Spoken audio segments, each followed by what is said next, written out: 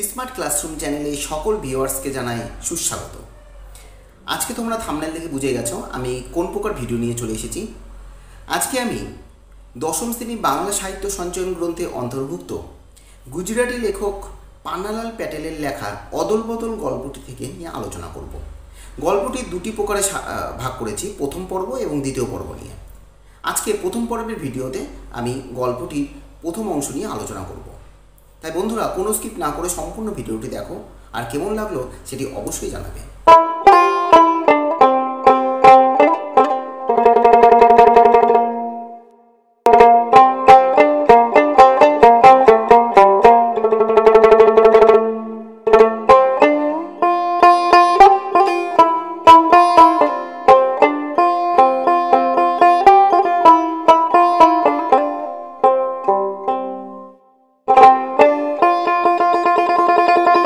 গল্প পাঠের আগে প্রথমে আমাদের জেনে নিতে হবে গল্পটি কার লেখা।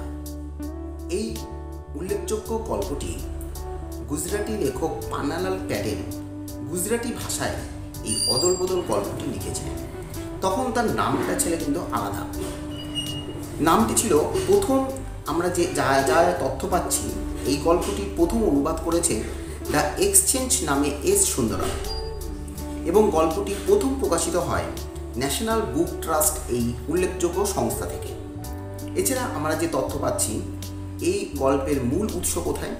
গল্পটি থেকে পাওয়া গেছে স্টোরিজ অফ কিডস নামক গল্প সংকলন থেকে এই গল্পটি নেওয়া হয়েছে, এবং আমাদের এই পাঠ্যাংশে অন্তর্ভুক্ত হয়েছে অদল বদল গল্প বলে, এবং এটি বাংলায় তর্জমা করেছেন অর্ঘ্যকুসুম দত্তগুপ্ত। এইটুকু তথ্য আমরা গল্প পাঠ করার আগে জানতে পারছি। গল্পটি পড়ার আগে গল্পের যে মূল বিষয় সেটা আমরা একটু সংক্ষেপে দু চারটি কথাতে জেনে নিব, তাহলে আমাদের বুঝতে সুবিধা হবে। আমরা এই গল্পে দেখেছি লেখক এই গল্পে ধর্মনিরপেক্ষতা এবং সাম্প্রদায়িক সম্প্রীতির একটি বার্তা তুলে ধরার চেষ্টা করেছেন।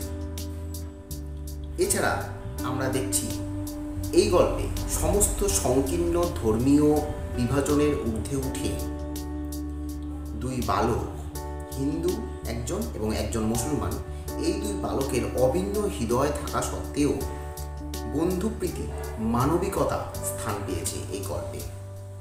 যথেষ্ট উল্লেখ্য এই গল্পটি মানবিকতার দৃষ্টিভঙ্গির দিক থেকে। দেখা গেছে 10 বছরের দুই কিশোর, অমৃত একজনের নাম এবং আরেকজন কিশোরের নাম ঈশা।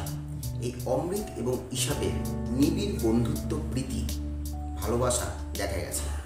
এছাড়াও আরেক ক্ষেত্রে দেখা গেছে নিজের অন্তরঙ্গ বন্ধুকে বাঁচাতে নতুন জামা দিয়েছে নিজের, এবং তার ছেঁড়া জামাটি পরে অমৃত এক নিঃস্বার্থ খাঁটি বন্ধুত্বের উজ্জ্বল দৃষ্টান্ত স্থাপন করার চেষ্টা করেছে।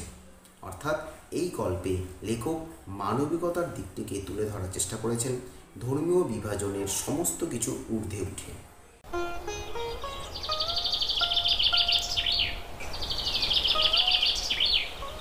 একদল ছেলে জড়ো হয়ে ধুলো ছোড়াছুড়ি করে খেলছিল। এখানে বলা হয়েছে দিনটি ছিল হোলি উৎসবের দিন এবং বিকেলটি ছিল পড়ন্ত, অর্থাৎ সন্ধ্যার আগের মুহূর্ত। দেখা গেছে নিম গাছের নিচে বেশ গুটিকতক ছেলে ধুলো ছোড়াছুড়ি করে খেলছিল। হাত ধরাধরি করে অমৃত ঈশা ওদের কাছে এলো। দুজনের গায়ে সেদিনকার তৈরি নতুন জামা, রং, মাপ, কাপড় সব দিক থেকেই একরকম। এরা দুজনে একই স্কুলে এবং একই ক্লাসে পড়ে। রাস্তার মোড়ে এদের বাড়ির দুটোই মুখোমুখি। দুজনের বাবাই পেশায় চাষি, জমিও প্রায় সমান সমান। দুজনকেই সাময়িক বিপদ আপদে সুদে ধার নিতে হয়। বলতে গেলে ছেলে দুটো সবই একরকম, তফাৎ শুধু এই যে অমৃতের বাবা মা আর 3 ভাই রয়েছে, আর ঈশাপের আছে শুধু তার বাবা। অর্থাৎ এখানে বলা হয়েছে দুজন একই স্কুলে পড়ে এবং একই ক্লাসে পড়ে, দুজনের বাড়ি রাস্তার দুপাশে, এবং তার বাবা পেশায় চাষি। কিন্তু তারা কি করে, মহাজনের কাছ থেকে সুদে ধার নিয়ে সংসার চালায়। অর্থাৎ তারা নিম্ন মধ্যবিত্ত মানুষ বা পরিবারের ছেলে মেয়ে। তাদের মধ্যে তফাৎ একটা আছে যে অমৃতের কী আছে, অমৃতের বাবা আছে, মা আছে এবং 3টা ভাই আছে। আর ঈশাবের শুধু তার বাবাই আছে। দুই বন্ধুতে মিলে সান বাঁধানো ফুটপাতে এসে বসতে ওদের একরকম পোশাক দেখে দলের একটি ছেলে বলল, ঠিক তোরা দুজনে কুস্তি করতো, দেখি তোরা শক্তি তো সমান সমান না একজন বড় পালওয়ান। আরেকটি ছেলে চেঁচিয়ে উঠল, লড়ে যা তোরা, বেশ মজা হবে। ঈশাব অমৃতের দিকে তাকালো। অমৃত তখন বলল, না, তাহলে মা আমাকে ঠ্যাঙ্গাবে। অমৃত অত জোর দিয়ে বলার কারণ ছিল, বাড়ি থেকে বেরোনোর সময় ওর মা বারবার করে সাবধান করে দিয়েছিলেন, নতুন জামা পাবার জন্য তুমি কি কাণ্ডটাই না করেছিলে। এখন যদি তুমি জামা ময়লা করে বা ছিঁড়ে আসো, তাহলে তোমার কপালে কি আছে মনে রেখো। অমৃত সত্যি তার বাবা মাকে খুব জ্বালিয়েছিল।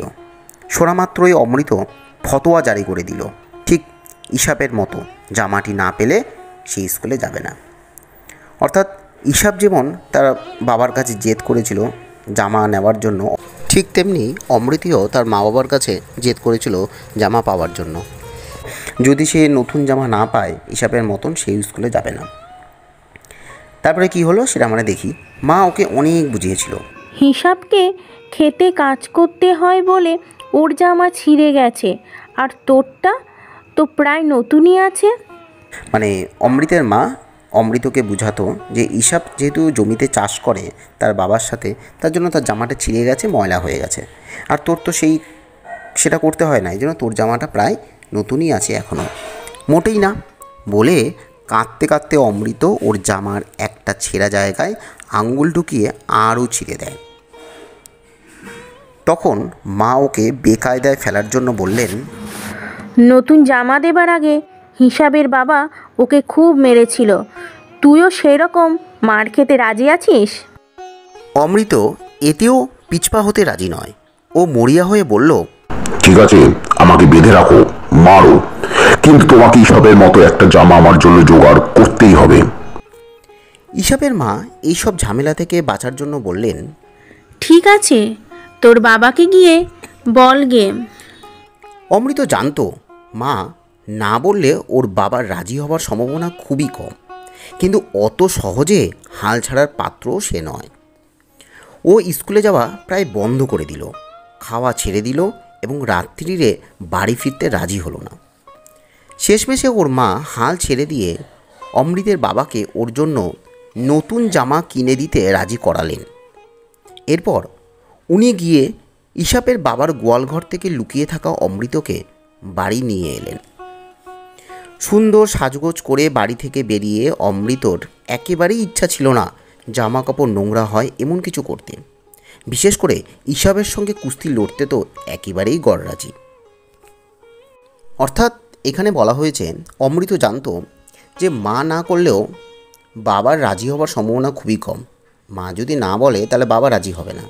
তাই অমৃত বলছে অত সহজে সে হাল ছেড়ে দেওয়ার পাত্র নয়। সে জেদ ধরেই থাকলো, রাত্রিতে বাড়ি ফিরতে রাজি হলো না, এছাড়া খাবার ছেড়ে দিল। শেষমেশে ওর মা নতুন জামা কিনে দিতে রাজি করালেন ওর বাবাকে। সেটা তার ছেলে অমৃত জানতো। যাই হোক, অমৃত কিন্তু কখনোই তার প্রিয় অন্তরঙ্গ বন্ধু ঈশাবের সঙ্গে কুস্তি লড়াই করতে একমাত্র রাজি ছিল না, একেবারেই গড় রাজি, অর্থাৎ রাজি একদমই ছিল না। এরপর কি হলো আমরা দেখি। এমন সময় ছেলে ছোকরার দঙ্গল থেকে একজন এসে হাত দিয়ে অমৃতের গলা জড়িয়ে ধরে বলল, এসো আমরা কুস্তি লড়ি।